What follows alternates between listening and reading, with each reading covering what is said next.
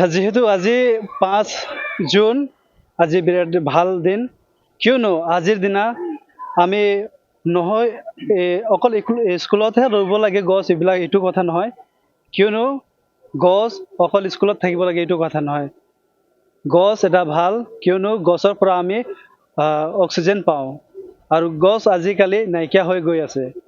আৰু আমি আমাৰ ল'ৰা ছোৱালীক আমি ক'ব বিচাৰিছোঁ যে আমাৰ লগে লগে আমাৰ জীৱনৰ লগতে যি আমাক প্ৰয়োজনীয় গছ লগাব লাগে, সেইটো নিশ্চয় এটা ডাঙৰ কাম। সেইটো আমি আমাৰ ষ্টুডেণ্টবিলাকক ক'ব বিচাৰিছোঁ।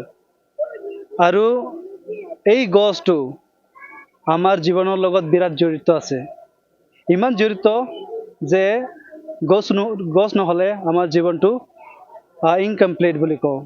ঠিক তেনেদৰে গছবিলাক সদায় ৰুই থাকিব লাগে।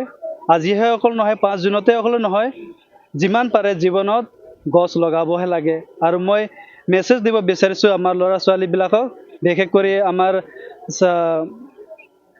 আমাৰ স্কুলৰ যি চেক্ৰেড হাৰ্ট হাইস্কুল হয়, আমাৰ স্কুলৰ সকলো আমাৰ ল'ৰা ছোৱালী, আমাৰ ষ্টুডেণ্টবিলাকক ক'ব বিচাৰিছোঁ যে ঘৰ গ'লে এটা ন এটা, আজি স্কুলতো হয় আমি ৰুই আছোঁ, কিন্তু ঘৰ গ'লে ঘৰতো এটা বা দুটা গছ ৰুই আজিৰ যি আমি উৎসৱ হয় গছ ৰুৱাৰ, এই উৎসৱটো যেন আমি ভালকৈ পালন কৰি আমি নিজৰ জীৱনটো বচাব পাৰোঁ গছ ৰুই কিনে।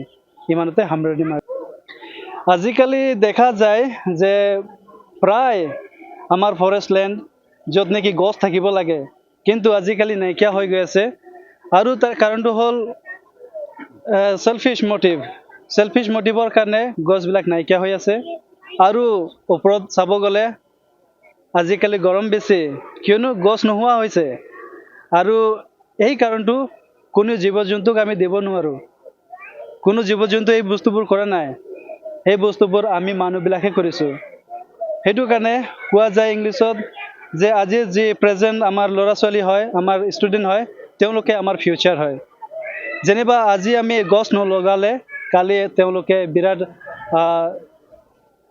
সিহঁতৰ জীৱনটো ভাল নহ'ব ইন দ্য চেন্স, মানে সিহঁতৰ যিটো নেকি পাবলগীয়া আমাৰ ওচৰ চুবুৰীয়া আমাৰ নেচাৰৰ পৰা সেইবিলাক বস্তু নাপায়।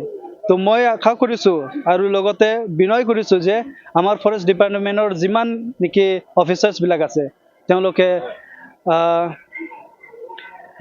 কিবা এটা লয় যাতে তেওঁলোকে গছ ৰুৱে, এটা গছ কাটিলে দুটা গছ লগাওক, আৰু গছ লগালে আমাৰ জীৱনটো সদায় আগতহে বাঢ়ি থাকে। সেইটোৱে ক'ব বিচাৰিছোঁ আমাৰ অফিচাৰবিলাকক। যিটো মই ক'লোঁ আগতে, প্ৰথমতে মই ধন্যবাদ জ্ঞাপন কৰিছোঁ যে আজিৰ যিটো নেকি প্লান্টেশ্যন আৰু উৎসৱটো আমি মানি আছোঁ, এই উৎসৱটো অতি ভালকৈ আমি মানি আছোঁ গছ ৰুই কিনে। আৰু যি আমাৰ বড়ো ইউনিয়ন আমাৰ কিবা আছে, তেওঁলোককো মই ধন্যবাদ দি আছোঁ, কিয়নো এই যিটো নেকি আমি গছৰ প্লান্টেশ্যন, এই উৎসৱটো কেতিয়াও যেন ঘটি নাযায়, কেতিয়াও শেষ হৈ নাযায়।